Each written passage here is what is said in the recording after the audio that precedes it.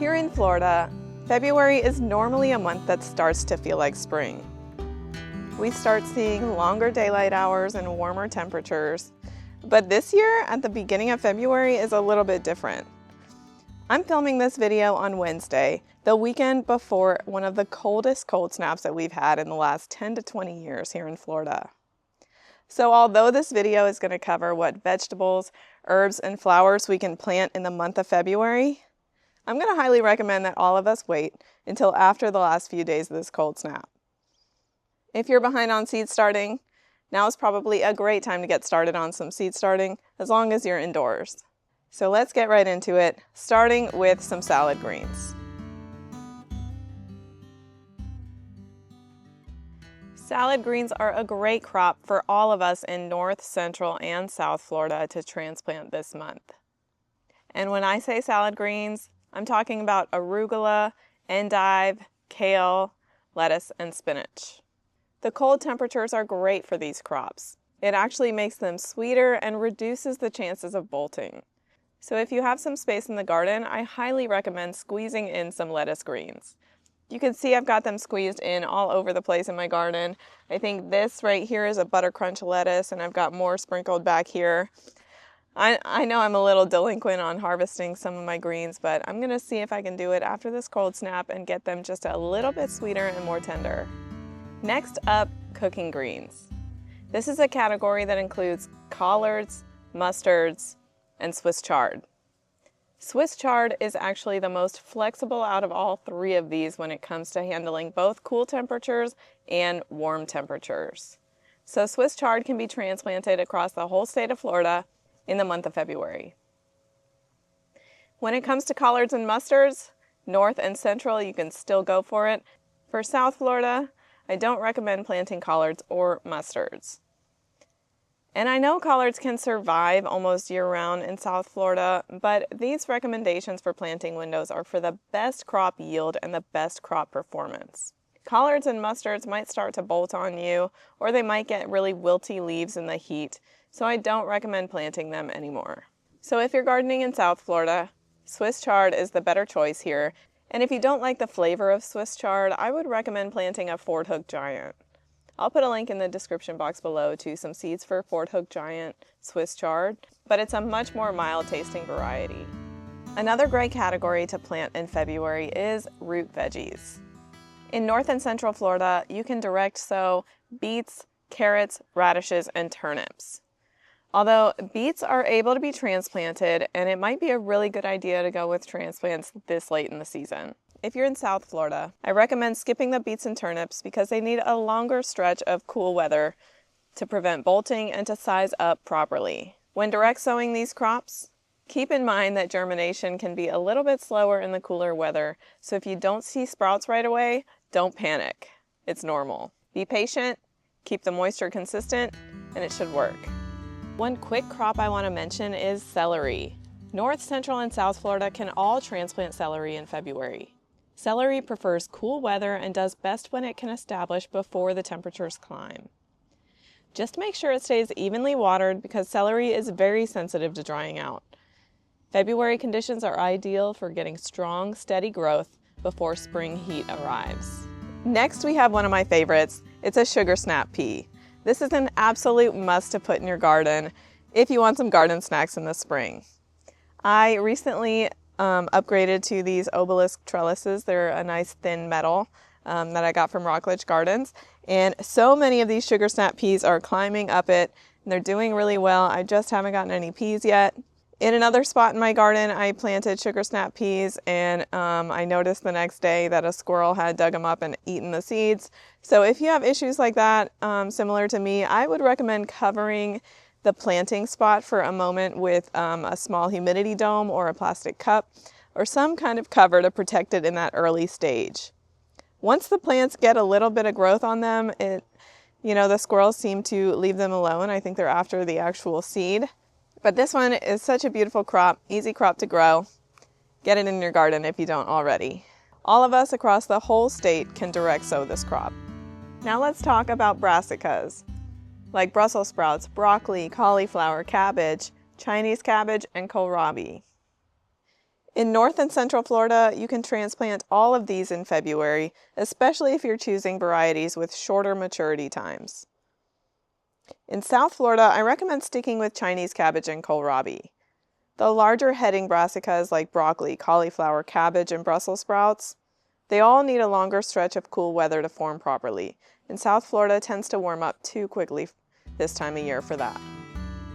Next, let's talk about potatoes. And timing really matters here with this cold snap.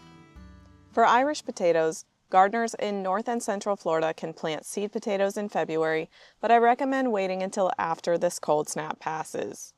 Potatoes like cool soil, but new growth can be damaged by the hard freezes. Sweet potatoes like the warmer weather. So in North Florida, February is time for you to start sweet potato slips, not plant them outside yet. In Central and South Florida, you can either start slips or transplant sweet potato slips into the garden this month. But again, I recommend after these nighttime temperatures are warming up and you're past that frost risk. Now let's get into the warm season direct sow crops. So I'm talking about beans, bush pole and lima, southern peas, corn, and okra. We'll get into the cucurbits in a minute. These crops love the warm soil and they love the warm temperatures outside. So it's really important for these crops that we wait until after the cold snap. We might want to lean towards the middle to the end of the month. You'll have to watch the forecast. Central and South Florida, you guys should be good to go in February. North Florida, you're going to wait one more month, although you could try with corn after the cold snap if you'd like. The key with all of these crops is waiting and watching the forecast. We want to make sure the soil warms up to give us the fastest germination and the strongest plants. Next we have our cucurbits. So cantaloupes, summer squash, winter squash, cucumbers, and watermelon. These are direct sow crops typically, and Central and South Florida, you're good to go to direct sow probably right after this cold snap passes. For North Florida, you may want to lean towards later in the month where it's much more likely that your temperatures are good. We're looking for warm soil here, similar to the other warm season direct sow crops. The main reason we want to start these cucurbits early enough is because we're trying to get those plants to grow big enough and mature enough before the conditions are right for some common diseases like powdery mildew and downy mildew. Once those temperatures are warmed up and that humidity increases and we start seeing the pest population increase, that's when we're likely to see a lot more problems with cucurbits. So by planting them early, we're giving them the best shot at success. But we also have to handle the trade-off of trying to make sure that we're past that cold window here in Florida. Now for the warm season transplantable crops, as I like to call them. These are eggplants, peppers, and tomatoes. It's very common for these to be transplanted, so you can either start some seeds yourself in some seed starting trays, or you can buy some transplants at the store. I know I've had these tomatoes growing for a while and I've gotten several San Marzano tomatoes off of them, but now it's starting to get cold every night and I just think it's not going to make it through this cold snap. So I may spend some time this weekend starting seeds and then transplant them probably late February or even early March for me. I got a little bit of a late start with seed starting these crops, but that's okay. You can fudge the planting windows a little bit if you need to. We all know things come up and, you know, maybe you're waiting on seeds or maybe a frost is killing plants that you didn't expect. So we're just going to make the most of it. Now we're done with the vegetables. Let's get into the herbs. Spring is one of my favorite times to plant herbs because almost everything is on the table. All of your common culinary herbs like dill, cilantro, parsley, thyme, basil, oregano, rosemary, they're all fair game to start. I would recommend waiting until after the cold snap passes for all of us though. We have a couple months of planting windows for these herbs, so if you haven't started any yet from seed and you want to start some from seed, it's probably a good thing to do this weekend if you're willing to do it indoors. Depending on where specifically you live and the severity of the frost coming this next weekend, you could have a lot of your herbs that actually survive this cold snap. Basil is really the most sensitive crop. This is the one that we're going to really make sure that we wait for warm temperatures before we plant it into the garden. So North Florida, you probably want to wait until the end of the month or early March before you plant basil. Herbs that will probably be okay during this cold snap are herbs like rosemary and thyme, and your more woody herbs that are perennial here in Florida. I'm actually expecting my parsley and my oregano to be just fine as well. We'll see how it goes. I don't think I have enough sheets in the house to cover up everything in the garden, so to some extent we're gonna just see what happens and hope for the best. Let's wrap up with flowers, because February is a great time to plant flowers for some long-lasting blooms. After the cold snap, of course. Flowers like calendula, echinacea, lobelia, and marigolds can all be planted after any risk of frost has passed. If you plant them early, you'll get a longer season of pretty blooms and pollinators visiting your spring garden.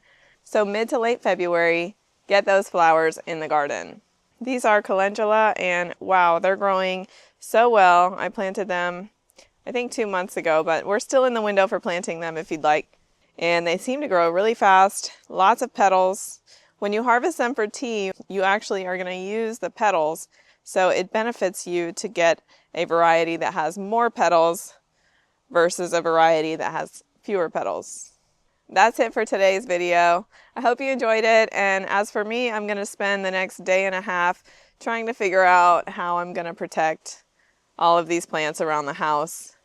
And I may or may not succeed. We'll see. And I wish you guys luck protecting your plants this weekend. Stay warm, and see you next time.